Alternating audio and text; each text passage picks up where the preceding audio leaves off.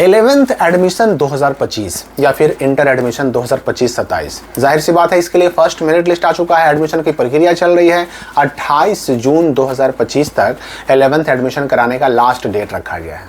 लेकिन 11th के लिए एडमिशन कराने से पहले जो आपको स्कूल अलॉट हुआ उस स्कूल में जा करके एडमिशन कराने से पहले, डॉक्यूमेंट जमा करने से पहले आपको 3 बातों का ध्यान रखना है। ये 3 चीज़ें आपको 100% याद रखनी है, इनको फॉलो करना है, क्योंकि अगर इन चीज़ों का आपने ध्यान ना रखा तो आगे चल करके आपका एडमिशन कैंसिल भी हो सकता है। जी हाँ, नामांकन किया हुआ, डॉक्यूमेंट जमा किया हुआ, आपका पैसा जमा किया हुआ, रसीद या रिसिप्ट जो आपको मिल चुका है, सेक्शन, रोल नंबर, ये सब कुछ मिला हुआ भी कैंसिल हो सकता है। और ऐसा हुआ भी है, कई साल ऐसा हुआ है, लगभग हर साल ऐसे केस आते हैं। तो इन बातों का आपको ध्यान रखना है, जिनकी चर्चा मैं करने जा रहा हूं इस वीडियो में आगे। इसमें देखिए, सबसे पहली चीज़ कि जब आपका नाम किसी भी स्कूल में आ जाता है, आप मेरिट में आ जाते हैं, जब आपका इंटीमेशन लेटर जारी हो जाता है, तो इंटीमेशन लेटर जारी होने के बाद आपको एक स्कूल अलॉट किया जाता है, फिर स्ट्रीम अलॉट किया जाता है और आपको उस स्कूल में जाना होता है। अभी चूंकि 28 जून तक टाइम है, इसलिए 28 जून तक आपके पास बहुत समय बचा हुआ है, आप अपनी गलतियों को सुधार सकते हैं। तो सबसे पहली चीज़ तो आप ये देखिए कि जैसे ही आप स्कूल में एडमिशन कराने जाएंगे, एडमिशन फॉर्म वहाँ मिलेगा। एडमिशन फॉर्म में जो डिटेल्स भरने होते हैं, उन डिटेल्स को भरने के साथ साथ कुछ डॉक्यूमेंट भी जमा करने होते हैं। तो डॉक्यूमेंट जब जमा कीजिए आप, तो उसमें आधार और पासबुक, ये 2 चीज़ें ज़रूर जमा करें। आधार और पासबुक, ये 2 चीज़ें ज़रूर जमा करें। अब ये दोनों जमा करने का मैं क्यों कह रहा हूँ आपको, इसके पीछे भी एक बड़ा कारण है। 10th और 12th का बोर्ड रिजल्ट तो आ चुका है। अब इस रिजल्ट को आप बना सकते हैं अपना स्कॉलरशिप पास, क्योंकि मोशन एजुकेशन दे रहा है डायरेक्ट स्कॉलरशिप सिर्फ आपके रिजल्ट के बेसिस पे। और सबसे बड़ी बात कि किसी भी बोर्ड से 10 या 12 बोर्ड पास करने वाले इस स्कॉलरशिप के लिए अप्लाई कर सकते हैं। और इसके लिए बस अपने बोर्ड रिजल्ट का परसेंटेज सबमिट करें और पाएं इंस्टेंट स्कॉलरशिप मोशन एजुकेशन के जेईई और नीट कोर्सेज के लिए। ये स्कॉलरशिप हिंदी और इंग्लिश दोनों मीडियम के छात्रों के लिए है।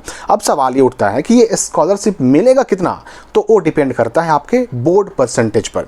देखिए, 95% से ऊपर वालों के लिए 65% स्कॉलरशिप, 90 से 94.99% के लिए 60% स्कॉलरशिप, 85 से लेकर के 89.99% के लिए 50% तक स्कॉलरशिप, 80% से लेकर के 84.99 के लिए 40% स्कॉलरशिप और 70 to 79.9% के लिए 30% तक स्कॉलरशिप मिलेगा। और इसके अलावा अनुप्रति योजना के तहत कुछ स्टूडेंट्स को मिलेगा फ्री कोचिंग का मौका भी।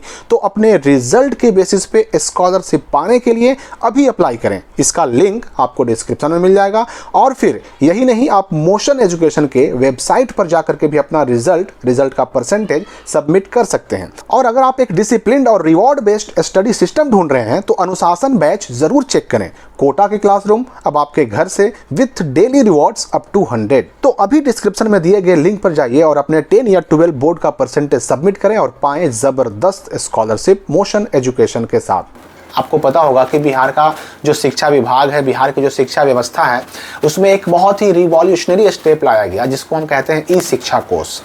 और ई शिक्षा कोष एक ऐसा प्लेटफॉर्म है जिसका कि मोबाइल ऐप भी है, जिसका वेबसाइट भी है। अब बिहार का कोई भी स्कूल, चाहे 1 क्लास से लेकर के 10 क्लास तक की पढ़ाई होती हो वहाँ, या फिर 11-12 तक की पढ़ाई होती हो, कोई भी स्कूल, कोई भी सरकारी स्कूल, वहाँ पर जितने भी बच्चों का एडमिशन होता है, उन सभी बच्चों का जो नाम है ई शिक्षा कोष पोर्टल पर चढ़ाना बिल्कुल अनिवार्य है, एंट्री करना बिल्कुल अनिवार्य है।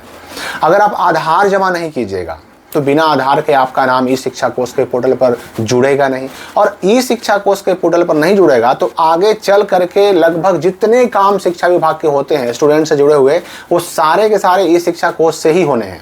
और आधार ना होने की स्थिति में आपका नाम नहीं जुड़ेगा और आपका नाम ई शिक्षा कोष पर ना जुड़ेगा तो टेक्निकली यूँ समझिए कि आपका एडमिशन उस स्कूल में हुआ ही नहीं। तो इसलिए मैंने कहा कि आधार जरूर जमा कीजिए। और आधार जमा कीजिए तो साथ ही साथ आप पासबुक भी जमा कीजिए, क्योंकि ई शिक्षा कोष पे जो नाम एंट्री होती है ना, उस नाम के साथ साथ आपके अकाउंट नंबर की भी एंट्री होती है। और अकाउंट नंबर की एंट्री होती है तो कई तरह के सरकारी लाभ मिलते हैं, कई तरह के पैसे मिलते हैं, कई तरह के स्कॉलरशिप मिलते हैं। तो ये भी ज़रूरी है। ये पहली बात आपको याद रखनी है कि हर डॉक्यूमेंट के साथ आपको आधार कार्ड और पासबुक ज़रूर जमा करना है। अगर आपने एडमिशन करा लिया है और जमा नहीं कर पाए हैं तो आगे भी जा करके जमा कर सकते हैं, जमा ज़रूर कर दें। दूसरी चीज़, एडमिशन जब आप करा लेते हैं ना, एडमिशन जब आपका हो गया, आप गए स्कूल में, वहाँ पर एडमिशन फॉर्म जमा किया, आपने सारा डॉक्यूमेंट जमा किए, पैसे जमा किए, रिसिप्ट मिल गया, रसीद मिल गया, आपको सेक्शन, रोल नंबर, फैकल्टी, संकाय वगैरह मिल गया। उसके बाद होता क्या है ना कि आपके स्कूल वाले अपने ऑनलाइन पोर्टल पर जाते हैं, OFSS के पोर्टल पर, उनको भी एक लॉगिन आईडी और पासवर्ड मिला होता है। वो लॉगिन आईडी पासवर्ड से लॉगिन करते हैं और वहाँ पर आपका नाम एंट्री करके ऑनलाइन एडमिशन को अपडेट करते हैं या सबमिट करते हैं, ठीक है। और ये ऑनलाइन सबमिट करना ये 100% ज़रूरी है। आपका लाख रसीद कट गया हो, आपका लाख जो है यहाँ पर सेक्शन मिल गया हो, रोल नंबर अलॉट हो गए हो, आपको स्ट्रीम मिल गया हो, लेकिन अगर वो ऑनलाइन एडमिशन अपडेट ना किया गया आपके स्कूल के द्वारा, तो आपका ये भी हुआ कि आप टेक्निकली एडमिशन ही नहीं हुआ और आपकी सीट, जो आपको वहाँ सीट मिली थी ना, जिस सीट पर आप एडमिशन करा के आए हैं, वो अगले मेरिट लिस्ट में किसी और को अलॉट कर दिया जाएगा, आपका एडमिशन कैंसिल। इस केस में आप कीजिएगा क्या, देखिए इसमें होता क्या है कि जब स्कूल वाले अपडेट करते हैं तो जनरली सामान्यतः मोबाइल पर मैसेज आता है your admission has been updated in फला स्कूल, इस तरह का मैसेज आता है। ये मैसेज आ गया तब तो आप ऐसे भी 100% निश्चिंत, 100% श्योर कि हाँ भाई मेरा एडमिशन हो गया। लेकिन अगर ये मैसेज नहीं आया तो कभी कभी नेटवर्क इशू की वजह से भी मैसेज आने में देर हो जाती है, तो कभी कभी ऐसा भी होता है कि मैसेज आता ही नहीं किसी बच्चे का। तो ऐसे केस में बस क्या करना है ना कि आपको अपने स्कूल जा करके जिस टीचर से आपने एडमिशन कराया उनसे कन्फर्म कर लेना है, 100% एश्योर हो लेना है कि हाँ भाई हमारे एडमिशन को OFSS के पोर्टल पर ऑनलाइन अपडेट कर दिया गया कि नहीं कर दिया गया। अगर वो कहते हैं कि कर दिया गया तो फिर आप निश्चिंत हो जाइए, आपको अब कोई दिक्कत नहीं है। लेकिन अगर नहीं हुआ तो समझिए कि आपका एडमिशन हुआ ही नहीं। अगली जो मेरिट लिस्ट आएगी ना, उसमें आपको जो सीट मिला था उस सीट पर किसी और को भेज दिया जाएगा, आपका नामांकन रद्द, खत्म। 100% इस बात को याद रखना है। तीसरी चीज़ कि जब एडमिशन कराने जाएंगे, एडमिशन अपने स्कूल में जो अलॉट हुआ वहाँ कराने जाएंगे, तो वहाँ पर आपको एक एडमिशन फॉर्म भी मिलता है।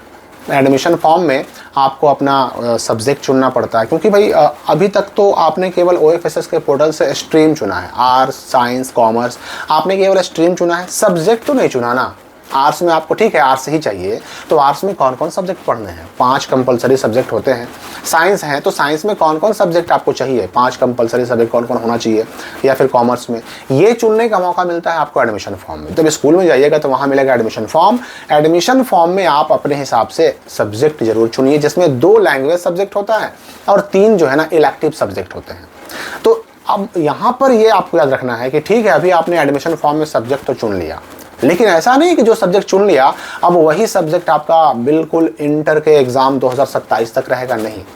अभी अगर कोई सब्जेक्ट आपने चुन लिया, आगे चल करके मन किया कि नहीं हमको ये सब्जेक्ट बदलना है, तो जैसे ही ये 11th के एडमिशन की प्रक्रिया पूरी होगी ना, तुरंत 11th का रजिस्ट्रेशन शुरू होगा। और 11th का रजिस्ट्रेशन जब शुरू होगा तो उस वक्त रजिस्ट्रेशन में एक अलग से रजिस्ट्रेशन फॉर्म भरवाया जाएगा, उसमें फिर से आपसे सब्जेक्ट चुनने के लिए कहा जाएगा, और उस वक्त जो सब्जेक्ट चुनेंगे ना आप, वही सब्जेक्ट आपका माना जाएगा, वही आपके रजिस्ट्रेशन कार्ड पे आएगा। अब जब वो रजिस्ट्रेशन कार्ड पे आएगा तो समझिए कि वही सब्जेक्ट आपके एग्जाम के लिए वैलिड हो गया।